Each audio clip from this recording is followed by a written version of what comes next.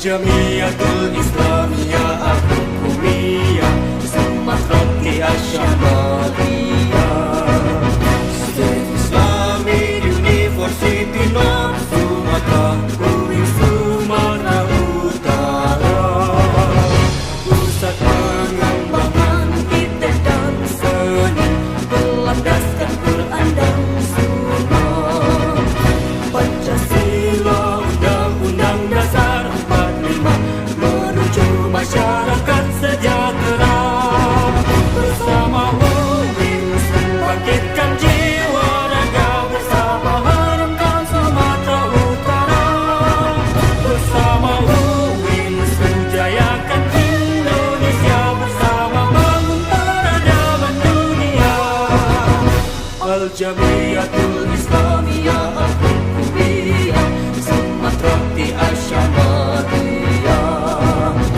State Islamic University of God Sumatra Uin Sumatera Utara Pusat pengembangan iptek dan seni Berlandaskan Quran dan Sunnah Pancasila Undang-Undang Dasar 45 menuju masyarakat sejahtera bersama UIN bangkitkan jiwa raga bersama harumkan Sumatera Utara bersama UIN jayakan Indonesia bersama bangun peradaban dunia.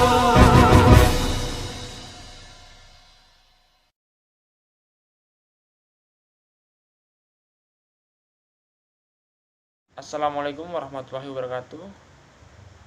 Kami di sini sebagai kelompok 1 ingin menerangkan atau menjelaskan tentang konsep ilmu hukum tata negara pada mata kuliah Kapita Selekta Hukum Tata Negara. Dosen pembimbing Ibu Maisaro SH.MH.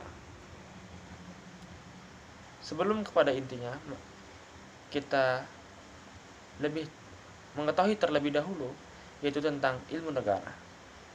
Ilmu negara adalah ilmu pengetahuan yang menyelidiki pokok-pokok dan pengertian tentang negara.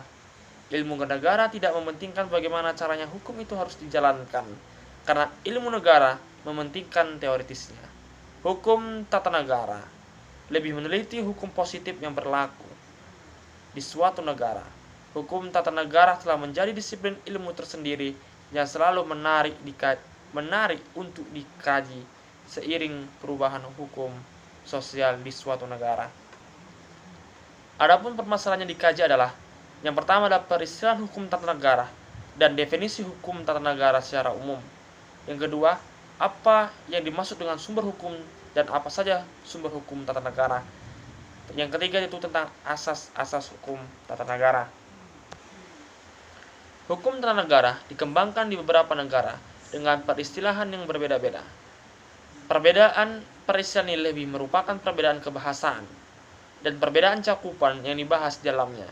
Dalam bahasa Indonesia, hukum tata negara memiliki istilah lain, yaitu hukum negara dan hukum konstitusi. Muhammad Kusnardi dan Hermaili Ibrahim mendefinisikan hukum tata negara sebagai sekumpulan peraturan hukum yang mengatur organisasi negara, hubungan alat-alat perlengkapan negara dalam garis vertikal dan horizontal, serta kedudukan warga negara dan hak-hak asasinya.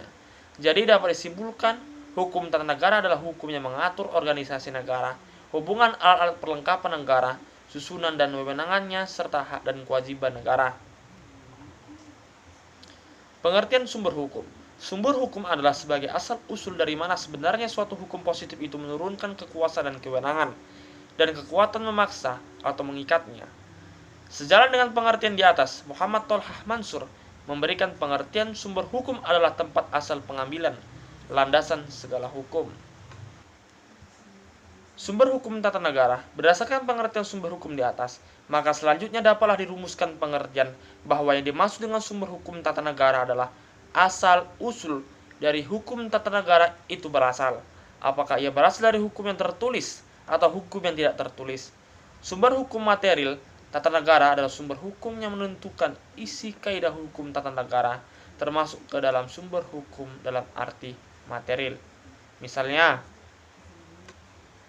Yang pertama adalah dasar dan pandangan hidup bernegara atau dapat dikatakan ideologi suatu negara.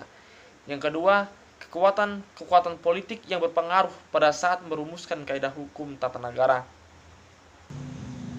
Sumber hukum formil tata negara menurut Sri Somentri adalah konstitusi atau undang-undang dasar. Undang-undang dasar 1945 sebagai sumber hukum tata negara dalam arti formil. Selain itu, merupakan hukum dasar tertulis mengatur masalah kenegaraan. Ia juga merupakan bagian ketentuan lainnya dari Undang-Undang Dasar 1945. Ini mengalir peraturan-peraturan pelaksana yang menurut tingkatannya masing-masing merupakan sumber hukum formil, yaitu